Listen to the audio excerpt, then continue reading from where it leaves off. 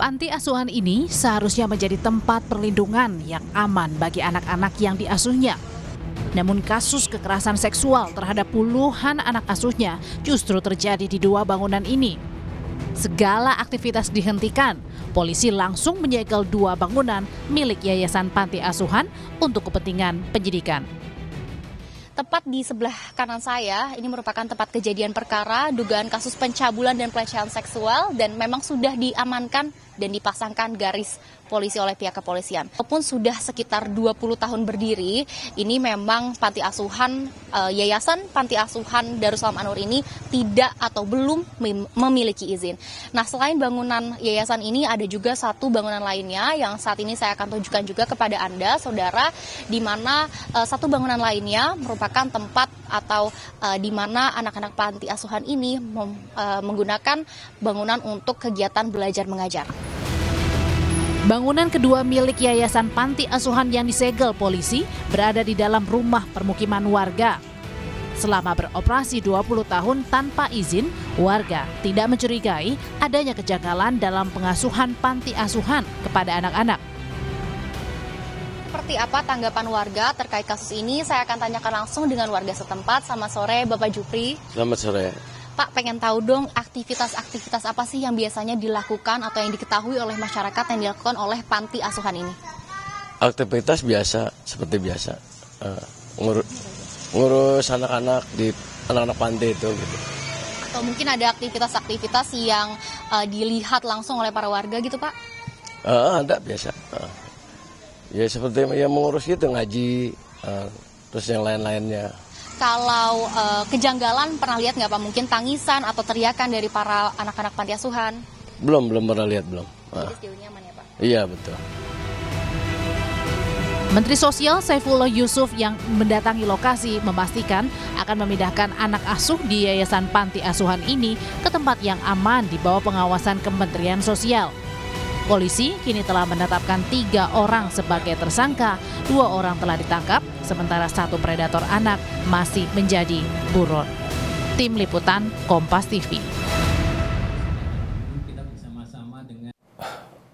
Lebih lengkap terkait kasus pencabulan anak di Panti Asuhan Tangerang, kita sudah tergabung dengan salah satu donatur dan orang tua asuh, Dean Desvi, yang sudah bergabung melalui sambungan telepon. Assalamualaikum, selamat petang, Bu Dean. Ya, selamat petang. Waalaikumsalam warahmatullahi wabarakatuh. Baik, Bu Dean, bisa diceritakan bagaimana Anda tahu kasus ini dan kapan pertama kali ini kasus ini bisa terungkap, Bu Dean? Iya, saya pertama kali tahu karena memang ada aduan dari anak asuh saya, direct message dulu. Mereka DM Instagram saya untuk ngadu gitu loh, bahwa mereka dilecehkan gitu. Saya nggak langsung percaya dulu, Mas, karena memang saya khawatir ini fitnah ya, mengingat oknumnya ini adalah apa ya, tampilan performance-nya itu benar-benar dikemas dengan baik, santun, ramah, dan penyayang anak gitu loh. Gitu, dan akhirnya setelah saya tabayun, akhirnya langsung kali datang korban 5.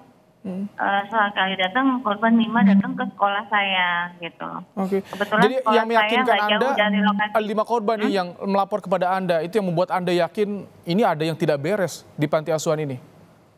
Iya, karena satu-satu saya interogasinya dan dari waktu yang berbeda itu, dan mereka hampir sama gitu loh polanya gitu loh. Jadi kalau saya rasa kalau ini dia bohong ketahuan gitu. Sudah kan. berapa lama mereka kemudian menjadi korban? Udah belasan tahun. Karena belasan ada tahun yang tapi baru berani mengungkap baru-baru ini aja, baru sekarang berani mengungkap. Baru-baru, karena memang ini kan mereka dirawat dari 3 tahun, 5 tahun, 7 tahun gitu kan. Merasa ada orang yang nggak punya ayah, terus ngerasa mungkin ini kasih sayang ayah begini ya gitu. Mereka taunya gitu, karena kan sebagian anak di sana ada yang tidak disekolahkan, nggak boleh terkontaminasi dengan dunia luar. Oh, bukannya itu menjadi kecurigaan? Anda sebagai donatur kan tentu dapat info soal bagaimana kegiatan di sana. Jika tidak ada interaksi dengan dunia luar, itu bukannya sebuah kecurigaan, Bu Dian? Interaksi kan ketika kami ada acara namanya donatur kan pasti selalu rame. Nah, saya ada yayasan pendidikan. ketika saya ada acara kegiatan misal Muharram, anak yatim, hari anak yatim atau buka puasa bersama, itu rame terus dan kami taunya ya rame terus gitu loh. Tapi nggak tahu kalau pagi-pagi kan saya juga kebetulan guru, saya dosen dan semua itu aktivitasnya masing-masing gitu loh. Oke. Anda sudah berapa lama Bu Dian menjadi donatur? Kebetulan berdirinya panti asuhan ini, sebelum berdiri juga saya sudah bersahabat baik sama pimpinannya itu yang sekarang jadi tersangka yang sudah ditangkap oleh polisi ya, Saudara Sudirman gitu kan. Nah, selama itu tidak ada gerak-gerik yang mencurigakan atau sempat ada keluhan dari anak asuh atau pengajar pengasuh yang lainnya? Nah, itulah yang kami herankan. Mereka anak-anak ini fine, ceria-ceria aja, ketawa-tawa aja, karena memang dikemas dengan manis. Karena ini pelan-pelan dia, dari elus-elus, sayang-sayang, dari yang mohon maaf. Jadi si anak-anak cowok ini merasanya tuh dipegang, mohon maaf ya, alat kelaminnya dipegang sama si Sudirman ini, merasa ya biasa aja gitu, kayak kasih sayang seorang ayah setelah saya tanyakan gitu loh. Ini sudah belasan tahun, Bu Dian. Bagaimana kondisi korban saat ini? Seperti apa proses rehabilitasi pemulihan mental korban ini, Bu Dian? Oke, mentalnya sangat-sangat terganggu.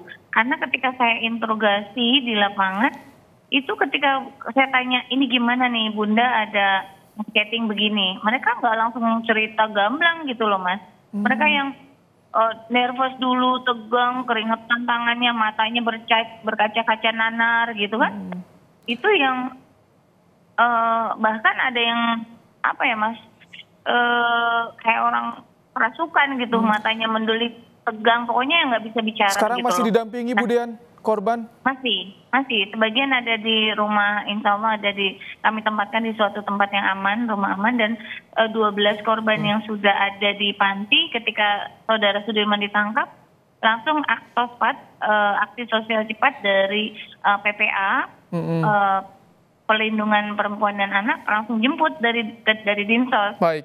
Nah itu 12 anak-anak yang diselamatkan, dan itu ya sedang dalam observasi dan hampir pasti ada korban lagi, Mas. Semoga korban kondisinya semakin pulih, kondisinya semakin baik. Terima kasih Bu Dian Desvi, orang tua asuh dan juga donatur telah bergabung di Kompas Petang sore hari ini.